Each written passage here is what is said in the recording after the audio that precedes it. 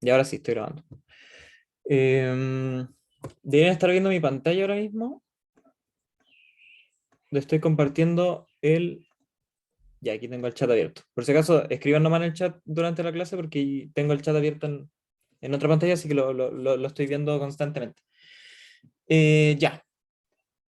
Entonces este es como el sistema más completo, diríamos, o el sistema que de hecho se usa para clasificar galaxias, el más usado actualmente, y es porque es bastante completo y da paso a distintas clasificaciones, distintos puntos de intermedio entre las distintas estructuras de las galaxias, porque seguramente vieron en clases con el profesor que hay puntos intermedios. Por ejemplo, cuando hablamos de galaxias espirales y vemos a los brazos, hay un cierto nivel de apertura que tienen los brazos, lo que se llama, o algo que se puede medir con lo que se llama como el pitch angle. Eh, y distintas diferencias, las galaxias tienen muchísimas diferencias, y en este sistema, con el de Baculers, tenemos una forma de clasificar las galaxias elípticas desde las G0 hasta las G7, dependiendo de su grado de inclinación o su grado de achatamiento, por decirlo así. Este esquema, como dice ahí en el título, era inicialmente de Hubble, fue modificado por el de Baculers, y Hubble al principio creía que muchos de estos sistemas aplanados o los sistemas de tipo de disco eran aplanados por la misma rotación. Al principio el sistema, cuando se estaba formando, cuando se estaban formando las estrellas y el material giraba alrededor de una zona densa en las nubes moleculares, esa rotación del mismo material hacía que el objeto se empezara a aplanar y empezara a evolucionar en una estructura más de disco. Por eso es que al principio, bueno, también había una especie de, mm, de orden temporal en el diagrama. Entonces por eso al principio Hubble eh, um, puso las galaxias elípticas en ese orden, digamos, en ese orden jerárquico, o en ese orden temporal en el que primero tenéis como la galaxia no relajada, por decirlo así. Más adelante vamos a ver qué significa eso. eh, con su estrella rotando en una etapa muy inicial, y a medida que avanza el tiempo, esa etapa, esa galaxia se va aplanando por rotación. Esas cosas también las vamos a estudiar más adelante con dinámica estelar. Se llama estelar porque son las estrellas las que se mueven dentro de la galaxia, no es galáctica. Luego tenemos las galaxias lenticulares, que serían las primeras galaxias espirales, sin embargo que no tienen unos brazos muy notorios, o no tienen una estructura espiral muy notoria. Y ahí ya el esquema se divide en tres ramas de distintos tipos de galaxia espiral, dependiendo de si tienen barra, si no tienen barra, o si tienen bueno, es un punto intermedio, si tiene una barra pero no tan definida, o a lo mejor podría llegar a tener barra, etcétera, que sería la rama del medio. Y para eso se utilizan las letritas A mayúscula o B mayúscula. B mayúscula significa que tiene barra, A mayúscula significa que no tiene barra.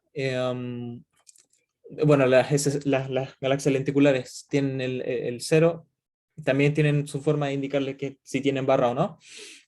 Y luego vienen las letras minúsculas, que se refieren a qué tan abiertos están los brazos, ¿no es cierto? Al principio tenemos las galaxias espirales con la letra A, que sería el punto en el que los brazos están más apretados. También podemos tener combinaciones, galaxias que son clasificadas como con A y B en minúsculas, para referirse a que hay un punto intermedio entre brazos muy apretados y brazos no tan apretados. Después vienen las B, las C, las D, hasta que llegamos a galaxias con los brazos muy abiertos. Y de ahí pasamos como al régimen de las irregulares, ya que son galaxias que, bueno, igual tienen como indicios de una pseudoestructura espiral, pero que ya no es tan definida. El bulbo ya también no se nota. Eso también es una cosa importante notar, que a medida que uno avanza en este diagrama, a medida que los brazos de las espirales son más grandes, el bulbo empieza a brillar menos o ser menos notorio. Entonces en los regulares el bulbo ya empieza a notarse mucho menos. Hay algunas galaxias que ni siquiera brilla tanto el bulbo, comparado con el disco brilla en la misma proporción. Y por último aquí, en lo más chiquitito, en la más esquina, aquí hay un puntito, y se ve como un puntito porque es una galaxia enana. Tenemos las galaxias enanas esferoidales, que por eso es el SPH, y la D es de Dwarf, de galaxia enana, y esa sería como todas las categorías que podríamos encontrar en el esquema de Debaculars. ¿Alguna duda hasta aquí? Esto es más que nada un repaso, ¿no? Así esto deben haberlo visto en clases con el profe y probablemente todo lo que les dije ya lo saben, así porque son secos. Así que eso, si tienen alguna duda, si no tienen ninguna duda, partimos al tiro con el Kahoot. Y el Kahoot es una página, voy a cambiar el compartir pantalla para pasarme a internet.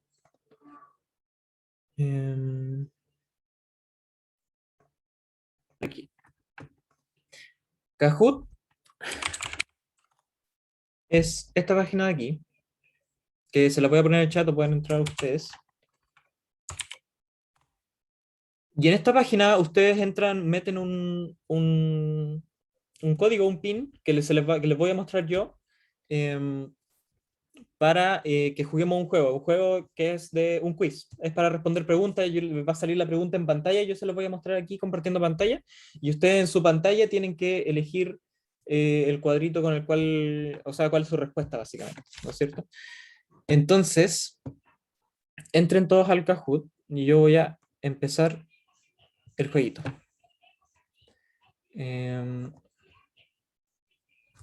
Y aquí está cargando el pin. Este pin que se va a mostrar aquí, el que tienen que poner ustedes ahí en la página. Y ese es. Así que vayan entrando nomás. Aquí me va saliendo. Tienen que ponerse un nickname también. Pónganse lo que quieran en realidad, si no, no. Lo que interesa es que estén todos los que tenemos en el Zoom. Hasta el momento hay 5 personas, nos faltan 10.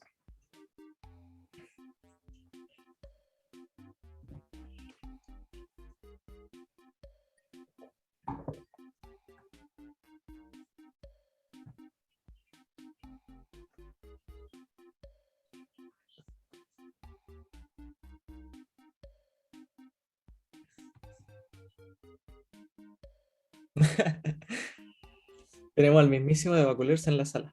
Así que si no gana de Baculers, va a estar medio dudoso su definición de clasificación. Ya nos falta uno.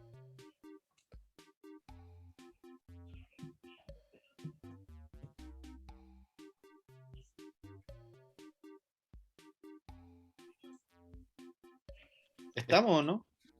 Falta una persona, ¿o no? Ah, no, pues soy yo. Soy yo en el Zoom, por eso somos 15, ¿no? Sí, pues. Sí, sí, sí, ya, que soy Pau. Ya, entonces estamos. Eso. El juego es súper sencillo. Ahí lo van a cachar al tiro cuando empecemos. Y son preguntas y tienen como 30 segundos para responderla. Tienen que responderla en su pantalla, acuérdense. Así que empecemos. A ver quién gana el Kahoot. Podemos, no sé, organizar algún premio o algo, no sé. Ya, tienen que clasificar la galaxia según el sistema de Baculers. La primera galaxia es Andrómeda o M31, la M de Messier.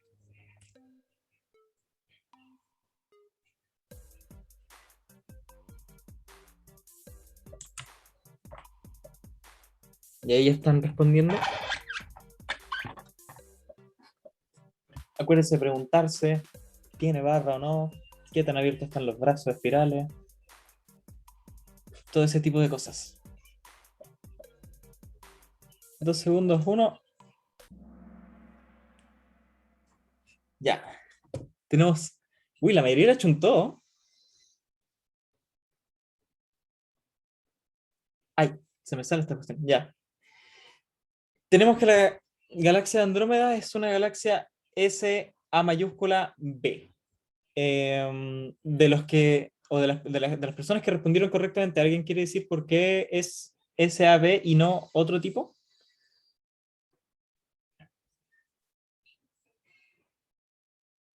¿Nadie? ¿No? La mayúscula es porque no tiene barra, po, ¿no?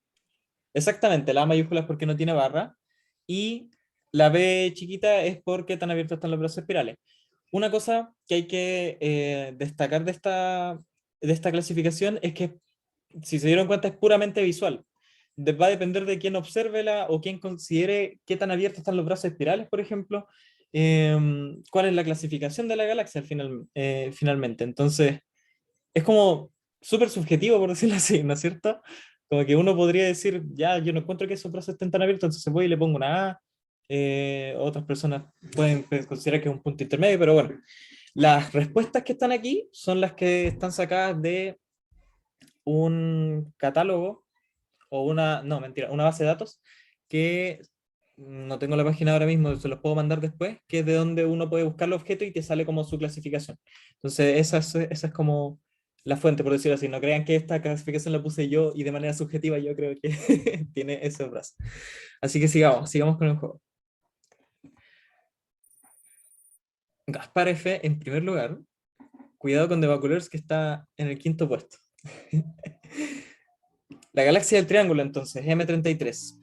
Traten de responder lo más rápido posible porque el Kahoot da puntos según qué tan rápido respondan.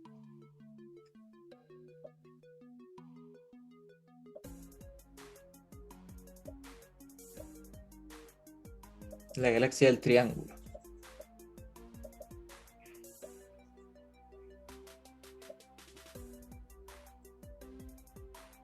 Vamos, faltan dos. Uy, esta estuvo más peleada. Esta estuvo harto más peleada. Pero igual la mayoría le chuntó. Y es una galaxia SACD. Lo mismo que la anterior. SA, porque, bueno, la S es por espiral. La A es porque mayúscula es sin barra. Y SD es porque tan abiertos están los brazos, claro. Siendo A y B, no pueden ser, porque esos bracitos de espiral son mucho más cerrados. Esta galaxia ya es una etapa más tardía, entre comillas. Incluso podríamos decir que los brazos espirales no están tan bien definidos, están un poquito irregulares, están empezando a ser irregulares. Entonces sí, están en una etapa bien tardía y sería como más o menos CD.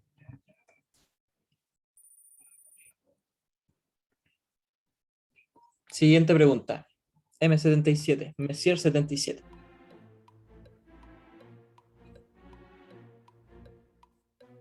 Voy a ver si puedo agrandar esto porque no sé si se ve bien la imagen de la galaxia.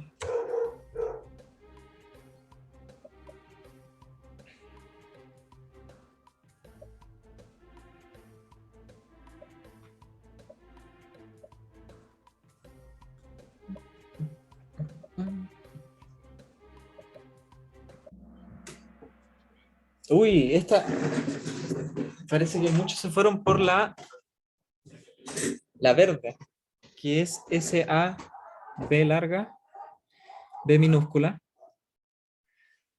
Y claro, o sea, uno se tentaría a decir que, claro, está tirando como a tener barras porque, no sé, el bulbo está un poco estirado, por decirlo así. Podría ser, sí. Um, Algo que se me olvidó mencionar al principio, y a lo mejor eso causó también que se pudieran equivocar en esta pregunta, es que la R, entre paréntesis, indica que la galaxia tiene anillo, y eso se me olvidó decirlo. Y la estructura anilla puede estar en distintas partes de la galaxia, puede estar dentro del bulbo, puede estar súper afuera. En este caso, yo me la jugaría porque es esta de aquí. Recuerden que la clasificación no la hice yo, saqué la clasificación de la base de datos. Em, y de hecho también hay una nomenclatura que se usa, no sé si es muy usada, nosotros no la vimos en clase, así que no la quise incluir, que es poner una S entre paréntesis si es que la galaxia no tiene anillo. Por ejemplo, en las galaxias, en los casos, las preguntas anteriores, hubiéramos tenido en todas una S entre paréntesis, pero es innecesario, es solamente indicando la R en el caso en que la galaxia tenga un anillo, yo creo que se entiende. Si no hay una S, si no hay nada, es porque la galaxia no tiene anillo. Eso, en este caso esta galaxia sí tiene anillo, entonces la verde se iría descartada, la amarilla también, y estaría entre estas dos. Y los brazos espirales, bueno, ahí uno debería ver si es que los brazos espirales están tan abiertos o no, aunque es difícil verlo en este caso porque claro, uno tiene brazos espirales como subbrazos espirales dentro de la región central de la galaxia y los anillos también parecen mostrar como una estructura espiral. Así que esa estuvo complicada, esa estuvo difícil. Y ahora M81.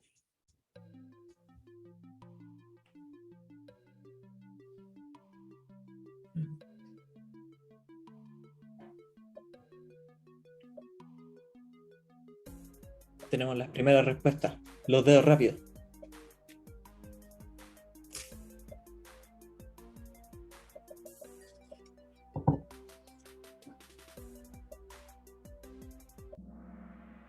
Bien, bien. Aquí igual harto la chuntaron. Esta es M81, una galaxia que no tiene barra. Efectivamente no tiene barra, no parece tener barra al centro, sí que es la A mayúscula.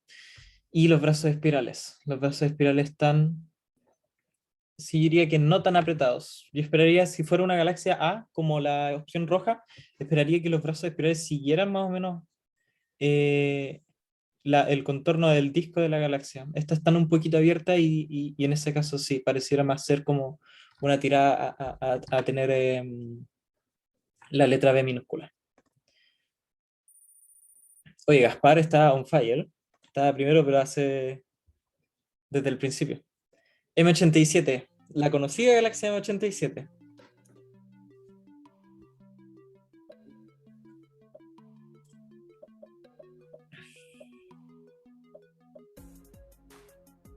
M87 es galaxia elíptica.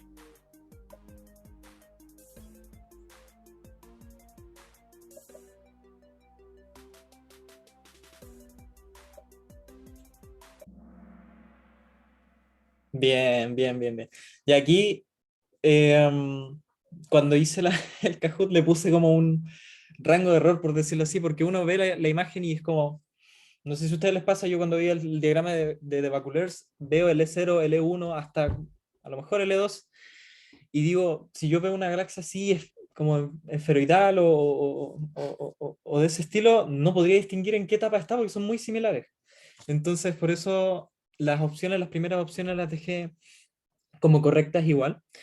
La galaxia M87, si no la cachan, es la que es hogar del agujero negro al cual se le sacó la foto, la famosa foto del agujero negro. Y esto no es parte de la clasificación, pero en la foto aquí de chiripa nomás me salió un jet, que los agujeros negros tienen, bueno, los cuasares que son el centro de las galaxias, lo van a ver más adelante también, presentan jets, no todos, pero presentan jets y este es un jet que viene del centro de la galaxia, que es donde está el agujero negro, que es eh, M87 o Sagitario A, asterisco, creo que así se llama. Pero bien, sigamos. Mira, Ignacio está on fire.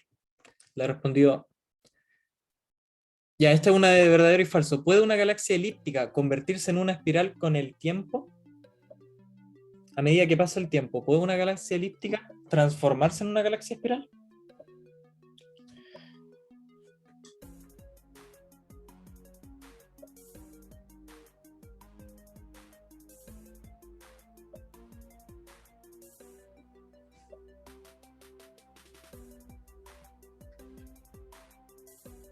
¿Falta uno?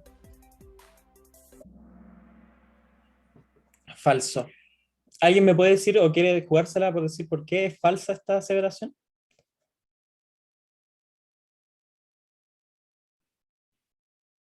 Es para el otro lado, ¿no? Que Ah, entonces sí, la espiral al fusionarse pueden transformarse en una elíptica. ya. ¿Alguien más? ¿Tiene otra propuesta o explicación de por qué es falsa esta aseveración?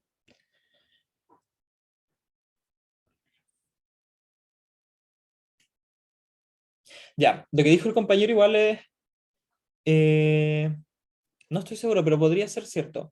Cuando uno piensa en colisiones de galaxias, bueno, al principio es difícil verlo porque las galaxias demoran millones de años en colisionar. Uno nunca como que pilla una colisión de galaxias y eh, ve cómo va a quedar después la galaxia. Por eso se demoraría millones de años en adelante en verse. Pero uno puede pillar galaxias que tienen deformidades o cosas que habrán sucedido a partir de una colisión o un jalón gravitacional debido a órbitas de galaxias que orbitan entre ellas, como nosotros con Andrómeda, pero nunca hemos estado tan cerca como para sentir un jalón que deforme Andrómeda o deforme la Vía Láctea. Entonces, con mergers de galaxias o colisiones de galaxias se podrían dar formaciones de estructuras distintas, pero lo que apunta a esta pregunta es a si es realmente el esquema de Baculers o el sistema de clasificación de Baculers o de Hubble o todos los sistemas de clasificación tienen efectivamente una jerarquía temporal que es real en el universo. Cuando nosotros observamos el universo si vamos más atrás en el tiempo, si miramos más lejos, vamos a encontrar más galaxias elípticas, si miramos más cerca, vamos a encontrar más galaxias espirales, si eso quiere decir que las elípticas a medida que pasa el tiempo se convierten en galaxias espirales, eso en realidad no es cierto, porque hay galaxias espirales y galaxias elípticas que se han encontrado en distintas etapas del tiempo y a medida que pasa el tiempo han evolucionado de la misma forma. En la misma forma. Entonces, en principio, y solo con el paso del tiempo y sin perturbaciones exteriores, una galaxia elíptica no podría convertirse en una galaxia espiral, por ejemplo. O un irregular convertirse en una galaxia elíptica, aunque podría, porque las galaxias elípticas tienen en su mayoría estrellas viejas. Y si las irregulares tienen estrellas que envejezcan y tienen una forma esferoidal, podría ser. Pero no, las galaxias elípticas no pueden transformarse en una galaxia espiral solo con el paso del tiempo y sin alguna perturbación. A lo mejor, no sé, un merger de galaxia espiral con una elíptica podría dejar la estructura espiral y no sé, la galaxia elíptica aportar con más contribución de luz hacia el bulbo, a las cosas que brillan con estrellas más viejas. La estructura espiral generalmente brilla por la presencia de estrellas más jóvenes. Y por eso cuando uno ve galaxias espirales se ven más azules, más de colores más fríos, por decirlo así, más energéticos, porque la galaxia, o sea, porque las estrellas jóvenes y los lugares donde nacen más estrellas son los brazos espirales, y esas estrellas emiten radiación o emiten luz en longitud de onda más corta, en el ultravioleta, en esas bandas de longitud de onda. Entonces, eso. Igual es bien complicada esta pregunta. Traté de hacerla como lo más específica posible para que no se confundiera con otra cosa. Ya sigamos. Leo 1.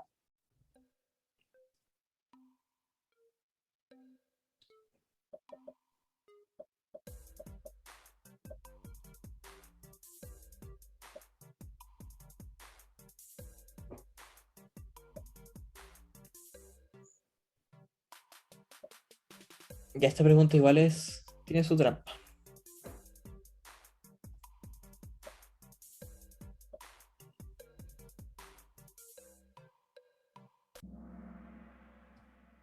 Sí, tiene su trampa. Efectivamente. Esta galaxia es una galaxia enana. Uno con la foto no puede como ver qué tan grande es.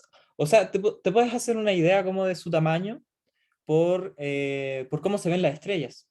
Pero el hecho de que se vean las estrellas y que uno al ojo pueda resolver, por decirlo así, que aquí hay un puntito, aquí hay una estrella, aquí hay otra estrella y todas esas forman parte de la misma galaxia, el hecho de que se puedan ver así, a uno le dice dos cosas. O la galaxia está muy, muy cerca, lo cual no es probable porque para que esté cerca y para que nosotros la veamos así tendría que ser, no sé, pónganse que Andrómeda, que está en nuestro grupo local, que es nuestra galaxia como cercana, además de las nubes de Magallanes y todo eso, no se ve así. Nosotros no podemos resolver a simple vista una foto global de la galaxia, resolver la estrella. Entonces, o la galaxia está demasiado, demasiado cerca, o es enana. La galaxia es enana y efectivamente su tamaño y su poco contenido, por decirlo así, porque en comparación a una galaxia más grande, la galaxia más grande tiene muchas más estrellas y eso hace que su luz se sume y nosotros veamos como estructuras suaves eh, o se vea como este tipo de nube, por decirlo así, pero en este caso no. Y eso te dice que esto es una galaxia pequeña, que las estrellas que tiene son mucho menos que las estrellas que hay en otras galaxias, entonces esto es una galaxia enana. Y en su clasificación está la trampita igual, porque estas opciones son opciones también del diagrama, el esquema de Hubble inicial. Y como siempre, también está la subjetividad. Uno ve al tiro esta foto y dice, ya, esta es una galaxia irregular, porque no tiene una forma definida, no tiene bulbo, no tiene brazos, no tiene una estructura que se pueda ver, lo único que se ve es que hay estrellas amontonadas, ¿no es cierto? Entonces, la clasificación que tiene en el catálogo es una enana esferoidal, y eso es, pero yo diría que está dentro de la familia de las irregulares. Todos los que votaron que es una galaxia irregular, yo también diría que están en lo correcto, así que no crean que están como tan mal. Recuerden que el sistema de clasificación está hecho al ojo humano, así que tiene sus detalles. Uy, remontó el Amusing Kitten 60. A ver si puede pasar al primer lugar. Ahora M90. Recuerden hacerse las preguntas de siempre. ¿Qué pasa con la barra? ¿Qué pasa con los brazos? Esta también es espiral.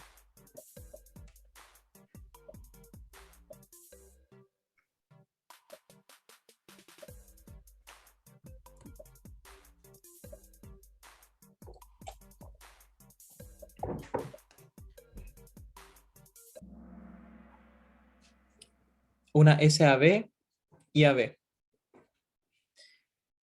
Bueno, lo mismo de siempre. AB, las dos mayúsculas, porque este sería un punto intermedio entre barra y no barra. Y el AB minúscula es porque tan abiertos están los brazos. Vamos a pasar más rapidito.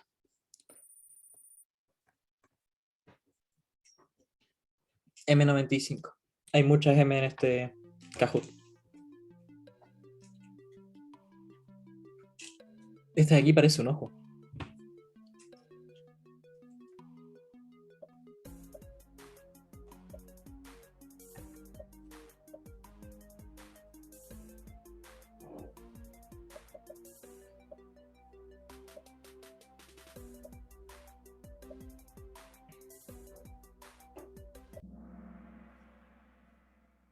Bien. Bueno, aquí la dificultad era, claro, qué tan abiertos están los brazos, digamos. Porque el anillo, todos cacharon que tenía anillo, que sería esta estructura de aquí alrededor del bulbo. Y los brazos, igual es difícil verlo porque hay algunos que no están bien definidos. Más adelante en el curso vamos a ver cuál es la dinámica detrás de la definición de esos brazos, porque hay algunos que son tan dispersos, otros más definidos. Ahora NGC 2841.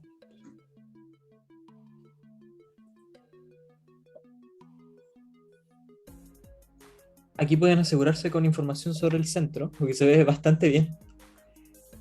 Lo complicado sería ver qué tan abiertos están los brazos, por decirlo así.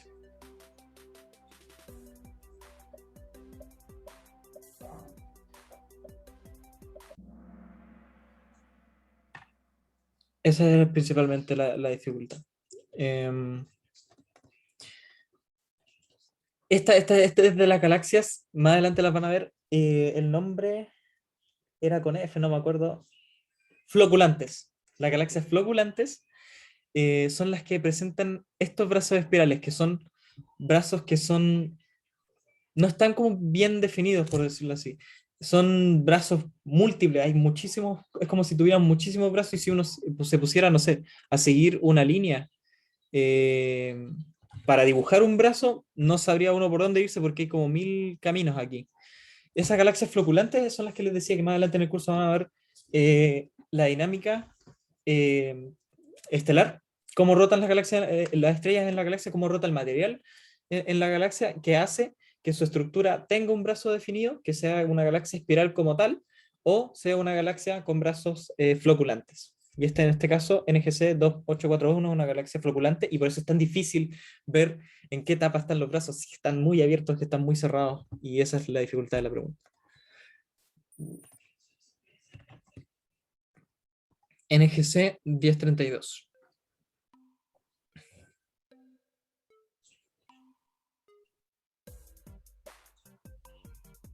Aquí la información sobre el bulbo es casi inaccesible.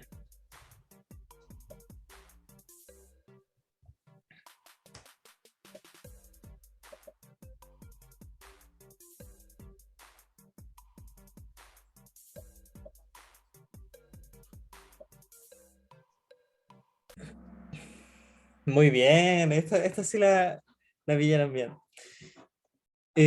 Bueno, esta claramente no es una galaxia elíptica porque nosotros no veríamos su disco básicamente. Así que la roja no podía ser, la amarilla no podía ser porque, bueno, una trampita igual es que hay que indicar en qué etapa está la galaxia, po. Y la amarilla no tiene letras mayúsculas o algo que indique en qué etapa está la galaxia o si tiene información sobre el bulbo.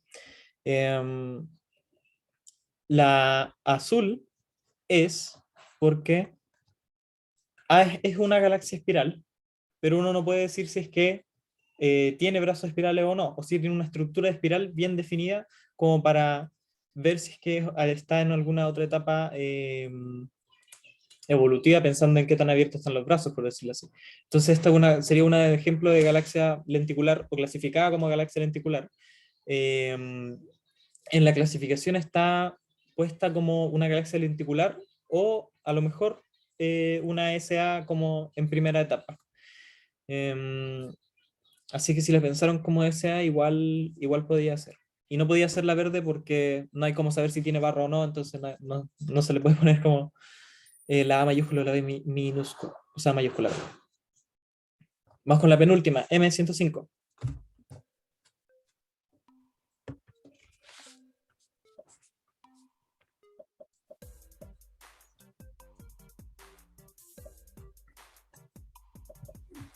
Ah, esta otra galaxia elíptica.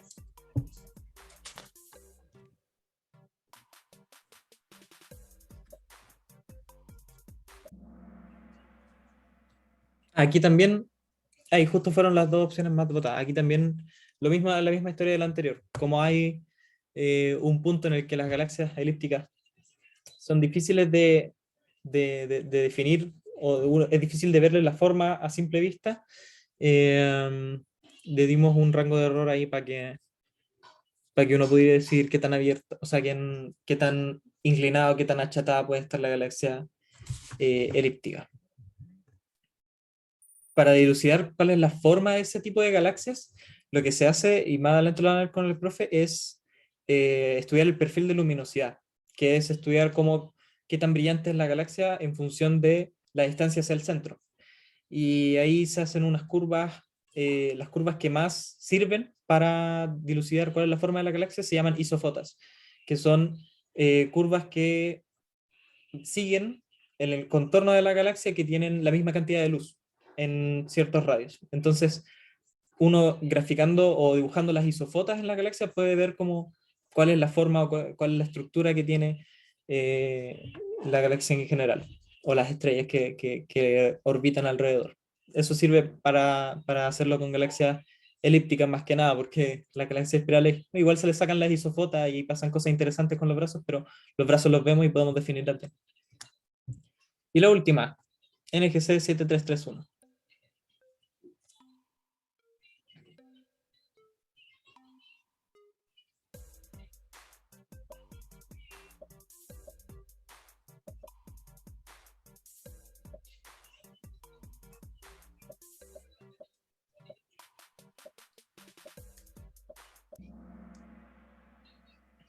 Una SAB.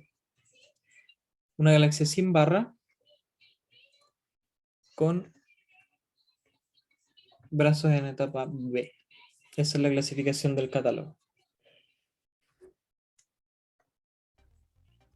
El podio, para ver a los ganadores. El tercer lugar, Álvaro. Felicidades, Álvaro, por estar en el podio. Pablo también, felicidades por el segundo lugar. Y el ganador, ganadora, ganadores, Gaspar. Oye, Gaspar estuvo on fire durante toda la clasificación. Y tenemos a Paul y Gerald en el cuarto y quinto lugar. Felicidades, han ganado un auto. Bueno, ese fue el cajón de clasificación de galaxias. Como les decía, este esquema de clasificación es puramente visual, depende del observador, depende de quién considere qué tan abiertos están los brazos, que es como la principal dificultad. Hay casos en los que es más claro, por decirlo así, En los casos de las galaxias que tienen anillos, por ejemplo, los anillos son súper claros, o las que tienen barras, ese tipo de cosas se pueden ver bien. Y para terminar con esto, les quiero mostrar esta página de acá, que se llama Galaxy Zoo. Y en esta página ustedes pueden hacer en serio, como de verdad, lo que estábamos haciendo en el Kahoot, que es clasificar galaxias.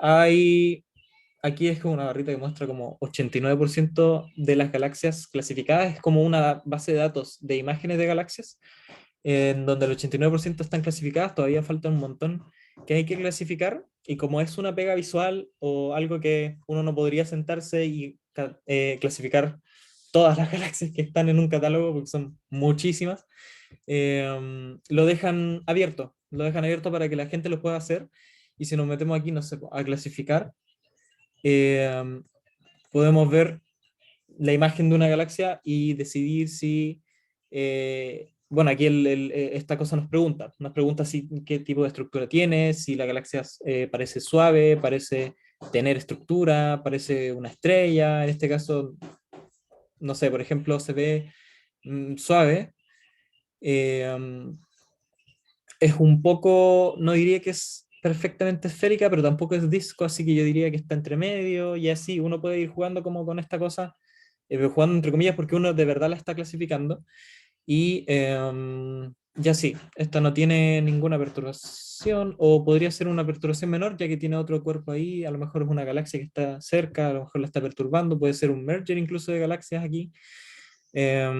Aquí pregunta si tiene anillo, uno no puede ver, no tiene lente gravitacional, no es irregular, no se ven líneas de polvo. Las líneas de polvo son esas partes oscuras que se ven en la galaxia. No está sobrepuesta con otra galaxia, no hay nada inusual. Y me pide que debería, bueno, si ustedes quieren hacerlo, se pueden registrar. Y se registran, se hacen una cuenta y pueden clasificar galaxias. Y también dentro hay como foros en donde tú puedes, si no estás seguro con tu clasificación o si tienes dudas sobre si considerar algo o no, puedes discutir con otra gente y ponerse de acuerdo como para clasificar a la galaxia, por decirlo así. Es bien entretenido, y si quieren, tienen tiempo libre y quieren contribuir, clasificar galaxias, pueden meterse a la página. Ahí se la voy a dejar después en UCursos. Voy a parar de compartir pantalla ahora, porque voy a cambiar a mis blogs de notas para que pasemos a la segunda parte del auxiliar, que van a ser los problemas de magnitudes. ¿Ya? Blog de notas. Dame un segundo. Que como tuve que reiniciar, se me cerró todo lo que tenía aquí preparado para la auxiliar. ¿Hay dudas hasta el momento? ¿Cualquier observación? Es bienvenida.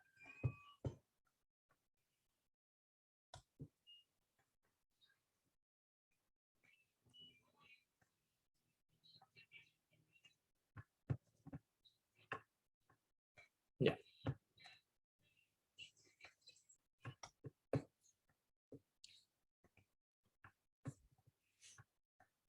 ¿Se ve la pantalla, las notas, como el OneNote? ¿Sí ven? Ya, Sí, sí se súper. ve. Súper, muchas gracias. Ya. Ya, entonces, vamos a partir con, aquí está, con los problemas del auxiliar. Voy a leer nomás lo que tengo en el enunciado aquí. El enunciado está en UCursos. No quiero compartir, o sea, no quiero sacar la cosa para compartir de nuevo el enunciado para que lo hagamos todo. Lo pueden ver si está en UCursos. Y el primer problema, no, mentira. Antes de hacer el problema, veamos qué son las magnitudes.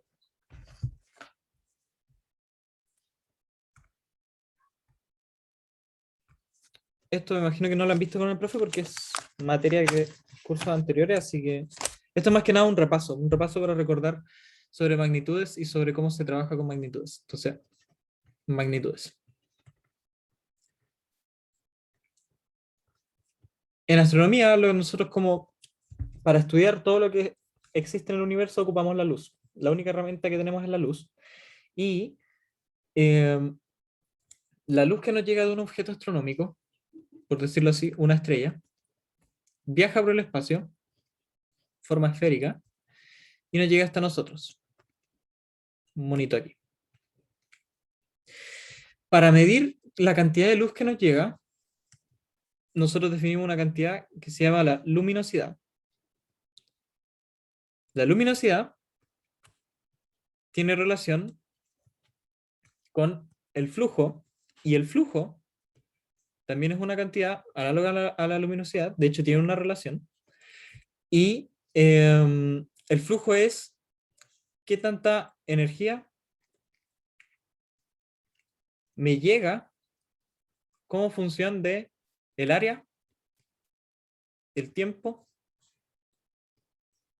y según el caso, puede que sí, puede que no, o a veces esto se toma como implícito, o la frecuencia, ¿ya?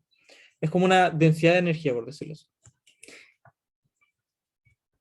Trabajar con estos números en astronomía es súper inconveniente porque a veces nos encontramos con cantidades brutalmente grandes o cantidades muy, muy pequeñas, y esto se lo pueden tomar como meme porque es de hecho un meme. Se lo dicen mucho a los astrónomos, nos molestan mucho los astrónomos porque nosotros ocupamos, para todo ocupamos el logaritmo. Entonces, lo que hicieron los astrónomos fue simplemente, en vez de estudiar la luminosidad, en vez de estudiar el flujo, en vez de trabajar con esos números con potencias tan grandes o potencias tan pequeñas, lo que hicieron fue definir las magnitudes. Entonces, tenemos las magnitudes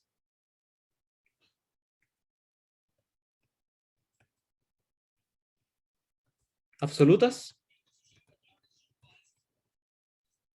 y magnitudes aparentes.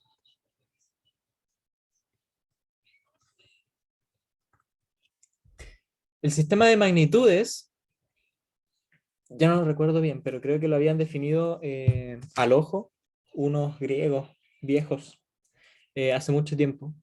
Y es una escala que se basa como en las diferencias en potencias de a 100 o de a 10, una cosa así. Em, pero bueno, la definición de estas magnitudes absolutas y aparentes la voy a anotar aquí. Magnitud absoluta se denota con M mayúscula. Se define como menos 2.5 por el logaritmo en base 10, eso es importante, en base 10, nunca se confunda con otros logaritmos, de la luminosidad del objeto dividido en la luminosidad de alguna referencia. Le voy a poner luminosidad solar, por ejemplo. Y la magnitud aparente, m chica, tiene una definición muy similar, que viene siendo, dame un segundo, logaritmo en base 10, de no las luminosidades, sino que los flujos. ¿Ya? ¿Cuál es la diferencia? La diferencia es que el flujo y la luminosidad están relacionados, pero están relacionados por este factor en una geometría esférica.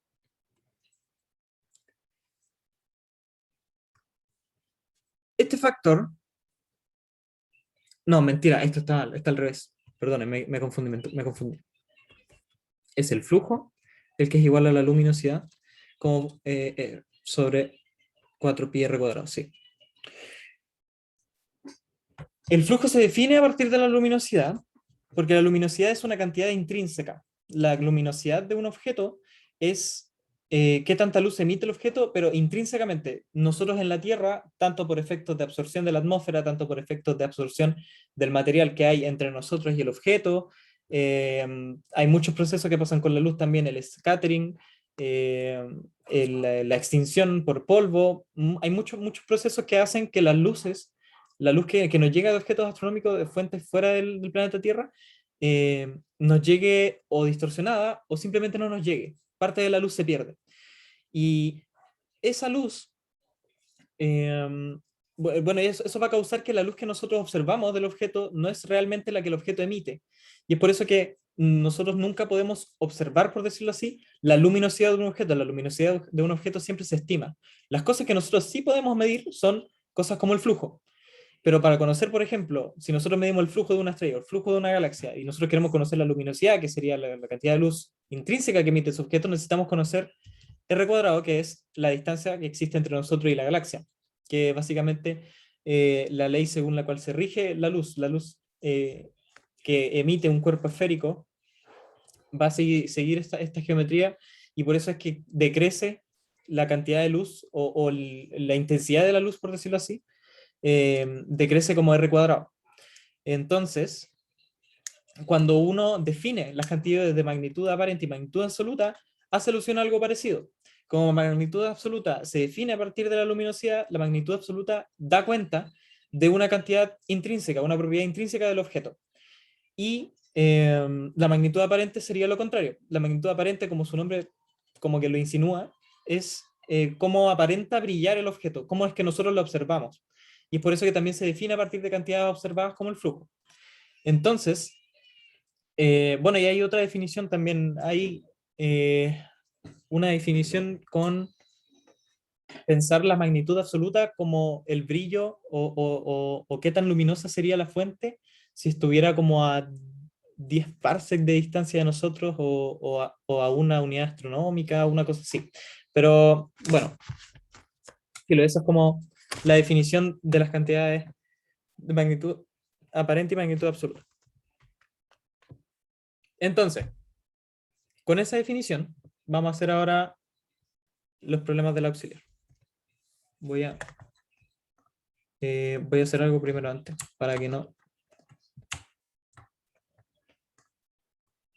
Terminar. Esto ya lo he hecho antes. Voy a copiar estas hojas para no tener que copiarlas todo el rato. Ya.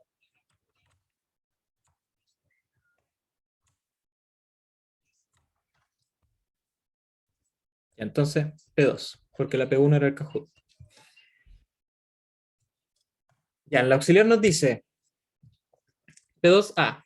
Supongo un sistema binario de estrellas A y B, donde sus flujos cumplen la relación, el flujo de A es 2 veces el flujo de B, el doble.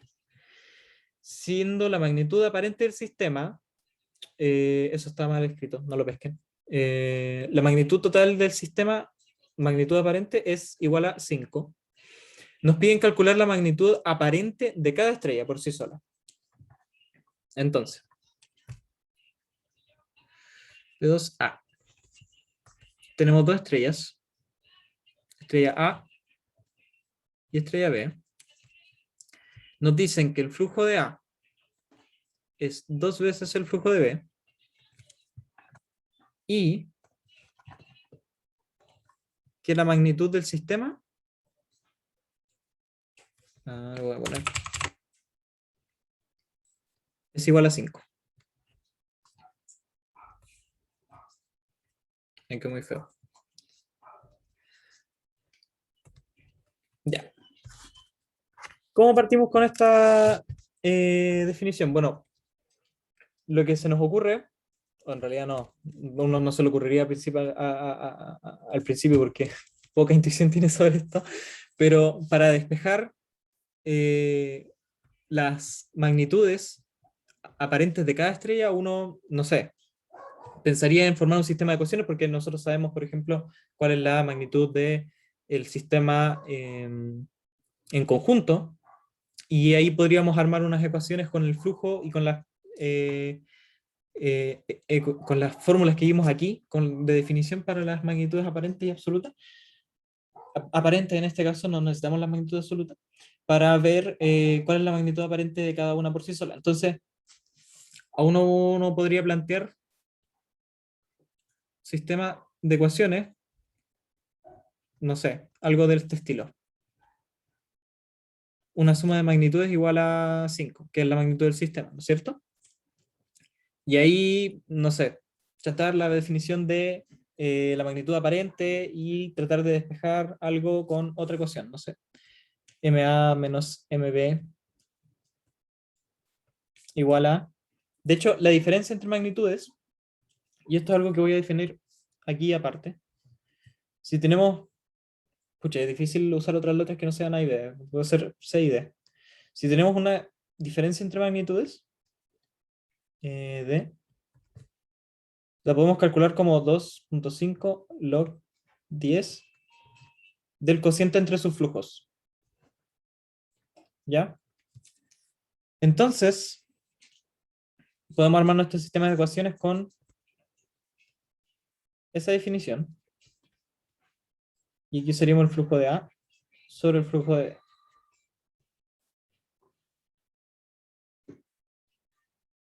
Ya.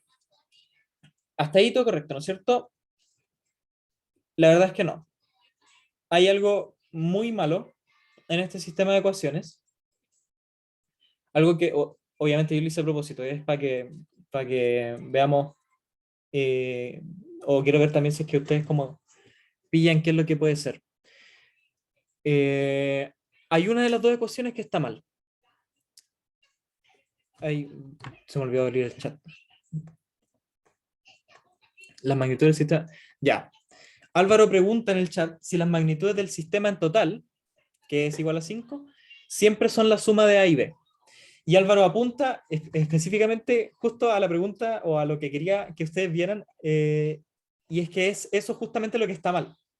Las magnitudes no son cantidades que se puedan sumar, porque son definidas a partir de un logaritmo, si es que lo quieren ver de manera matemática. No es como que podamos llegar y sumar magnitudes para dar cuenta de la magnitud total de un sistema. Y la prueba de ello la podemos ver también con un ejemplo. Ustedes cachan que, o si no cachan, lo vemos, que en la escala, el sistema de magnitudes, una magnitud mayor significa menos brillante,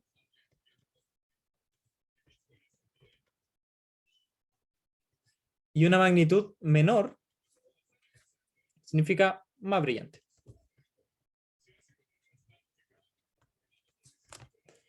Supongamos que nosotros tenemos un sistema binario, como el que dijimos, el A y el B, donde A es una estrella súper grande y súper brillante. Tiene una magnitud muy negativa, así, menos 15. Entonces tenemos una estrella súper brillante, y la estrella B es una estrella más enanita y es menos brillante. Y, no sé, por ejemplo, una estrella de magnitud 5. ¿Ya? Una estrella súper tenue. ¿Qué pasa si nosotros llegamos, tomamos las magnitudes de A y B y las sumamos? Tenemos una magnitud total de menos 15 más 5 es menos 10. Y menos 10 es una magnitud menor a, o sea, mayor en cantidad, obviamente en número, es una magnitud mayor a la magnitud de A por sí sola, pero en significado, en sentido físico, la suma de las magnitudes nos da una magnitud que es incluso menor en brillo. Con eso nosotros sumando magnitudes podemos llegar a contradicciones de este estilo, diciendo que el sistema como un todo brilla menos que sus partes, y eso no puede ser, porque el flujo, que es la cantidad, que sí es aditiva, el flujo es la cantidad de luminosidad o energía que viene por unidad de área, tiempo y otras cosas, y esa cantidad sí se suma. Si yo tengo dos objetos que me están iluminando, el flujo que voy a recibir va a ser la suma de los flujos de cada una de las estrellas. Entonces es el flujo, la cantidad física que nosotros sí podríamos sumar, pero las magnitudes jamás. Las magnitudes no podemos llegar y sumarlas o llegar y plantearlas así como una separación, como una suma de las partes, porque llegamos a contradicciones de este estilo. Las magnitudes jamás se tratan de esta forma. Y eso es como lo primero que quería que vieran de este problemita. Y bueno, aquí uno puede pensar, ya, esto está horrible. Eso no lo hagan, jamás. Y uno puede pensar que lo de abajo, claro, ahí estoy restando magnitudes, no sé, pero esta sí, esta es la definición, así que no, ahí no hay problema. De aquí yo podría pasar esta magnitud para acá y como está definido y vamos a trabajar con el logaritmo, aquí no hay problema. Así que esa ecuación sí está bien, esa ecuación sí la vamos a ocupar. Y de hecho la vamos a ocupar al tiro, porque nosotros tenemos que despejar MA y MB. Entonces, usando la información del enunciado, tenemos que MA menos MB va a ser igual a menos 2.5 por el logaritmo de 10 de FA sobre FB, y FA vimos que era el doble de FB, del flujo de la estrella en B. Entonces tenemos que reemplazamos nomás estos dos FA, perdón, es FB, flujo en B, flujo de la estrella en B, flujo de la estrella en B, y listo. Y eso nos da un menos 2.5 logaritmo en base 10 de 2. ¿No es cierto? Y tenemos nuestra primera ecuación. Y podemos calcular esto, menos 2.5 con el logaritmo en base de 10 de 2. Yo lo tengo anotado. Es aproximadamente menos 0.75. ¿Ya? Y tenemos nuestra primera ecuación. Súper. Ahora vamos a hacer un truquito matemático, que es otra forma de tratar las magnitudes. Porque así como tenemos las magnitudes definidas a partir de un logaritmo, lo otro que podemos hacer es invertir la ecuación y definir los flujos a partir de una potencia. Si nosotros tenemos la magnitud aparente de un objeto igual a menos 2.5, el logaritmo, voy a omitir el base 10 para no escribirlo todo el rato, y ya saben que es en base 10 el logaritmo, del flujo del objeto sobre un flujo intrínseco, podemos despejar el cociente de los flujos multiplicando, bueno, dividiendo por menos 2.5. Menos 2.5 arriba pasa a ser 0.4. Entonces tenemos que menos 0.4. Perdón.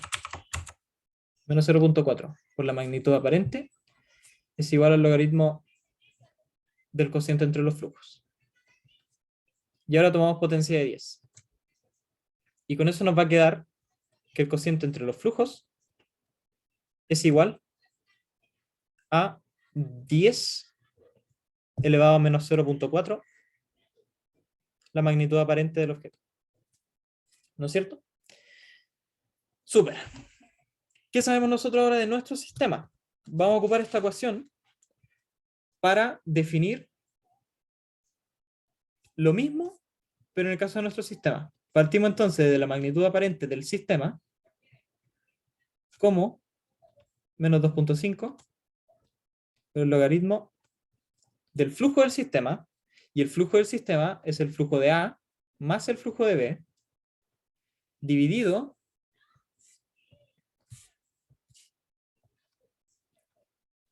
por un flujo intrínseco, arbitrario. ¿Qué es lo conveniente de hacer esto, de ocupar esta definición? Que ahora podemos despejar, o sea, haciendo lo mismo, tenemos que FA, voy a separarlo aquí un poquito, FA más FB dividido en el flujo intrínseco va a ser igual a 10 a la menos 0.4 por la magnitud del sistema. ¿No es cierto? Y la magnitud del sistema la conocemos y vale 5. Entonces esto es 5 por 4 es 20, 10 a la menos 2. ¿Cuál es el truquito a partir de esto? Voy a partir en otra página. Tenemos. Segundo.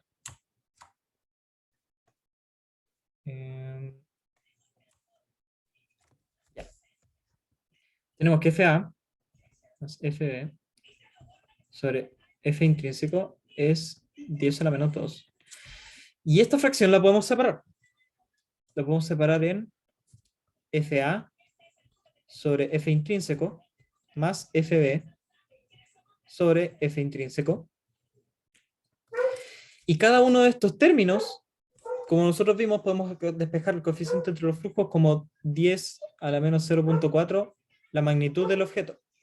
En este caso sería A y en el caso de B, B. Entonces esta fracción se convierte en 10 a la menos 0.4 la magnitud de A más 10 a la menos 0.4 la magnitud de B, que serían cada uno de estos términos, ¿no es cierto?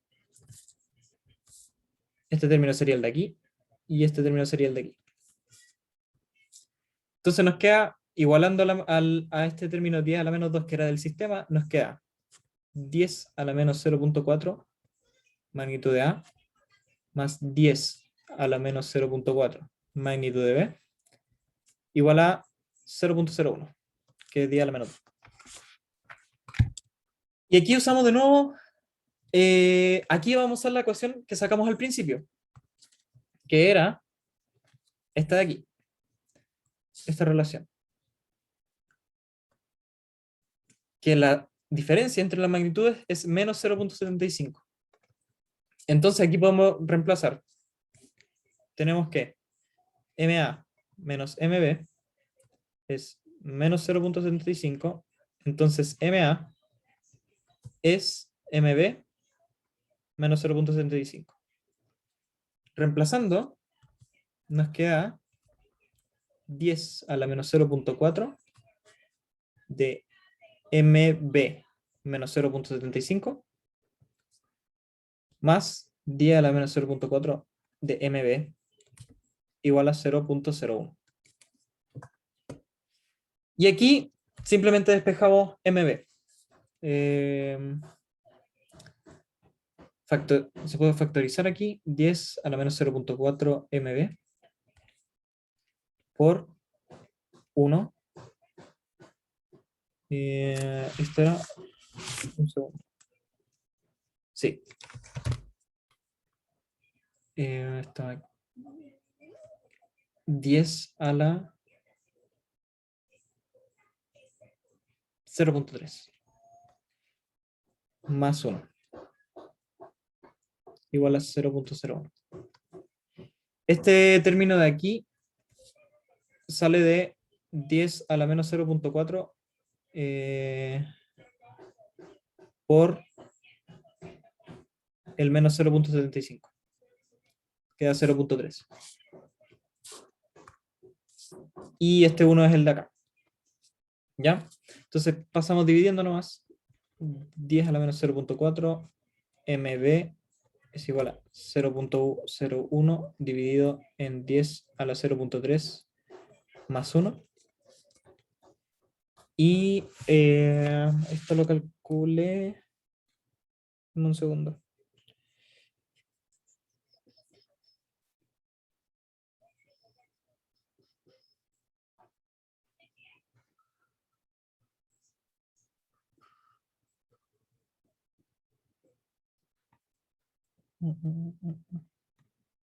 No sale más fácil calcularlo después.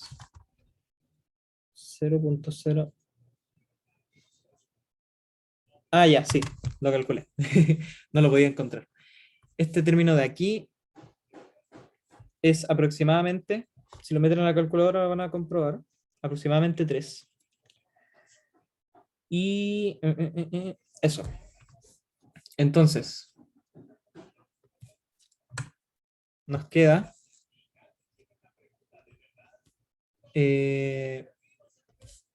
voy a ahorrarme escribir todo eso de nuevo y voy a tomar aquí el logaritmo.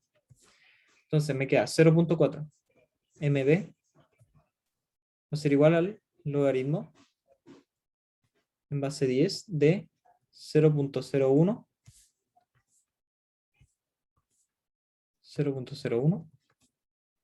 menos logaritmo de 3. Y esto es porque separé el cociente, ¿no es cierto? El cociente del logaritmo, el logaritmo del cociente es la diferencia de logaritmos. Y finalmente la magnitud de la estrella B, magnitud de estrella B, va a ser igual a menos 1 sobre 0.4 por esto.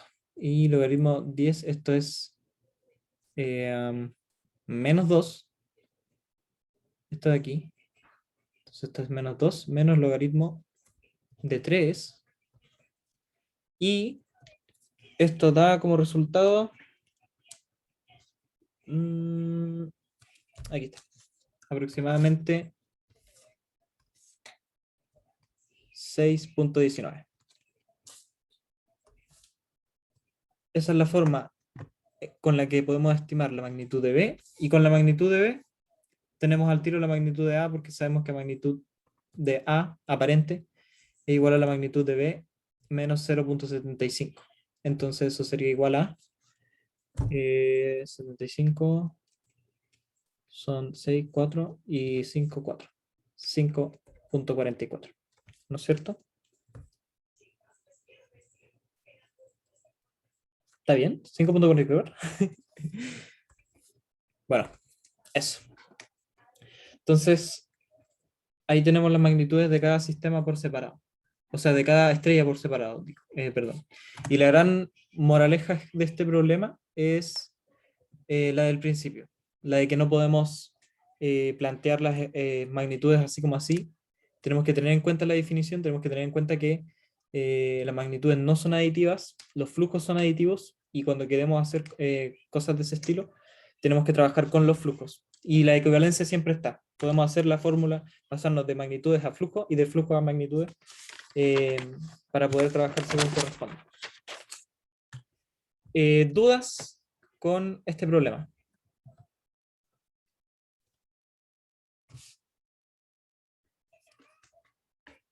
Sino para pasar al problema B.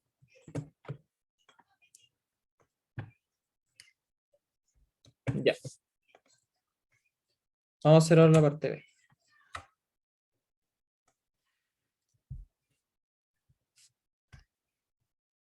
B. B2B.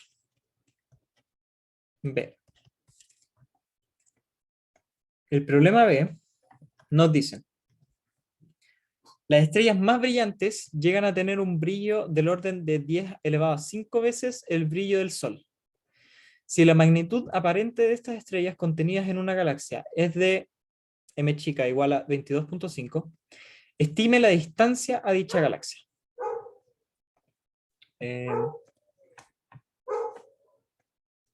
Ya. Entonces, nos dicen que las estrellas brillantes o las estrellas que se encuentran en esa galaxia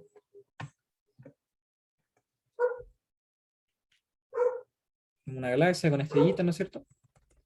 Estas estrellas tienen una magnitud, un brillo.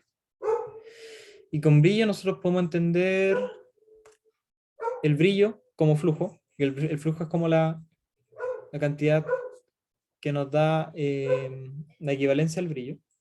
El brillo tiene otra definición, pero se define a partir del flujo igual. Al final toda esta cantidad del flujo, el brillo y la luminosidad están relacionadas. Y perdón por los ladridos, que es mi perro que está ladrando. Entonces, nos dicen que en esta galaxia hay estrellas que tienen un flujo estelar, de aproximadamente 10 a las 5 veces el flujo del Sol. ¿No es cierto? Y nos dicen también que la magnitud aparente de esta galaxia es de 22.5, una galaxia muy tenue. Nos piden entonces calcular la distancia a la galaxia. ¿Cómo calculamos la distancia? Hay una forma de definir la magnitud. Tiene relación con lo que les decía al principio, que hay una forma de definir la relación que existe entre la magnitud aparente y la magnitud absoluta. Y es que la magnitud aparente, como es la que observamos nosotros, es como el brillo que nos llega a la Tierra, da cuenta de eso. La magnitud absoluta es ese mismo brillo, pero si la fuente estuviera a 10 parsecs de distancia. Y esa formulita, la voy a anotar aquí, luce así. Tenemos que la magnitud absoluta de un objeto, pongámosle... No le pongo ningún nombre. Menos la magnitud aparente de un objeto, esta es definición, es igual a menos 5 por el logaritmo, base 10, de la distancia al objeto sobre los 10 parsecs, que es la referencia que generalmente se usa. ¿Por qué 10 parsecs? Porque eso es lo que les decía al principio. La magnitud absoluta es como la magnitud que tendría el objeto si es que estuviera a 10 parsecs de distancia. O daría cuenta del flujo que tiene ese objeto o de la cantidad de luz que nos llega del objeto si estuviera a 10 parsecs de distancia. Y esta formulita también a veces la encuentran con el 10, lo sacan del logaritmo porque es un 1, entonces multiplica por el 5, está como 5 menos 5 logaritmo de la distancia solita, porque ella salió el 10. ¿No es cierto? Logaritmo de la distancia. Entonces, con esta formulita podemos ocupar para conocer la distancia a la galaxia, y para ello nosotros tenemos la magnitud absoluta, o sea, la magnitud aparente aquí, y tendríamos que calcular la magnitud absoluta. ¿Cómo calculamos la magnitud absoluta? Con las mismas relaciones que vimos delante. Cuando nosotros tenemos una diferencia en magnitud, digamos, magnitud absoluta estelar, le voy a poner una estrella para referirme a los de esta galaxia. Estrellita. La magnitud absoluta de esa estrella menos la magnitud absoluta del Sol, que es el objeto con el cual lo estamos comparando. Sabemos que tiene que las estrellas de esta galaxia son 10 a las 5 veces más brillantes que, la magnitud, que el brillo del Sol. Entonces vamos a comparar con el Sol y planteamos la ecuación como siempre. Menos 2.5 logaritmo en base 10 del flujo de las estrellas que se encuentran allá, dividido en el flujo del Sol. ¿Cierto? Ya. Al tiro lo que podemos sacar de esta ecuación es esta relación de acá. Ahí le cambié la nomenclatura, le voy a poner las F chiquitas. F chiquitas. ¿Ya? Entonces, esa relación nos dice que este cociente de aquí va a ser aproximadamente menos 2.5. Un segundo. Me quedó muy feo. Menos 2.5 logaritmo de 10 a las 5 veces el flujo del Sol dividido en el flujo del Sol. Y nuevamente esos flujos se cancelan. Y el logaritmo de 10 elevado, esto es 5, menos 2.5 por 5.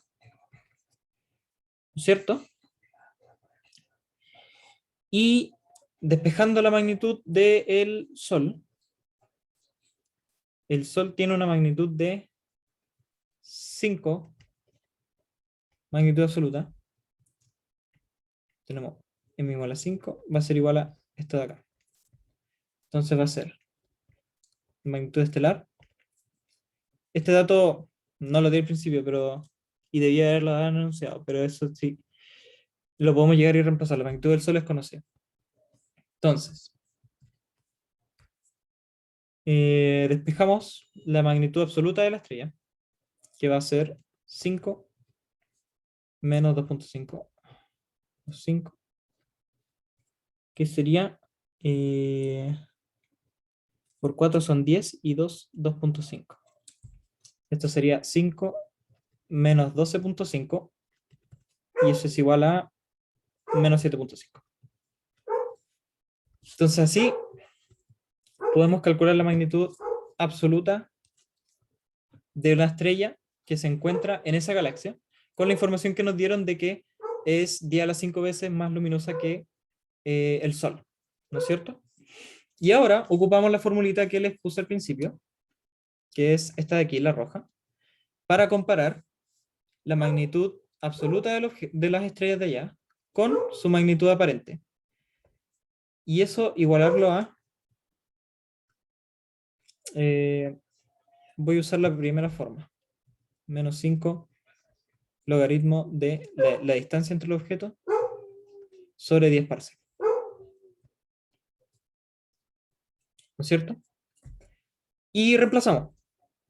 tenemos que la magnitud absoluta es menos 7.5, la magnitud aparente es 22.5, y esto va a ser igual a menos 5 log de d sobre 10. Voy a omitir el parsec, pero sabemos que estamos trabajando con esas unidades. ¿Ya? Esto de aquí suma menos 30, dividido en menos 5, pasa el 5 al tiro para este lado, igual al logaritmo en base de 10. O sea, en base 10 de d sobre 10. Y despejamos. El lado izquierdo vale 6, porque se van los signos, se mueren los signos, y queda que 6 es igual a logaritmo en base 10 de d sobre 10, y ahora tomamos potencia de 10. Nos quedaría 10 elevado a 6, voy a hacer la flechita ahí para indicar, 10 elevado a 6 va a ser igual a d sobre 10. Todo esto en parsec. Entonces paso el 10 para el otro lado y me queda que la distancia va a ser igual a 10 por 10 a la 6 parsec, que es igual a 10 a la 6 parsec son 1 megaparsec, entonces podemos cambiar la unidad aquí a 10 megaparsec. Y esa es una forma de calcular la distancia que existe entre nosotros y la galaxia. Finalmente eso es lo que calculamos, la distancia hacia la galaxia, solamente con la información de que las estrellas en esa galaxia son 10 a las 5 veces más luminosas que el Sol, y teniendo la galaxia una magnitud aparente de 22.5, que es algo que se puede medir. Entonces, eso es finalmente lo que podemos calcular con esa información. Ese sería el problema 2, y con eso estamos con los problemas del auxiliar de hoy día. Y estamos como justo en la hora, son las 6. No, me pasé por mucho, ¿no? Ah, es que igual empezamos tarde, pero bueno. Perdón si es que me pasé por mucho. Espero que no sea así las próximas veces, y también las próximas veces no va... voy a procurar reiniciar el computador y asegurarme de que no existen esos problemas antes de hacer la auxiliar. ¿Dudas con respecto a este problema? ¿O al problema o a la auxiliar en general? ¿O dudas de otro tipo?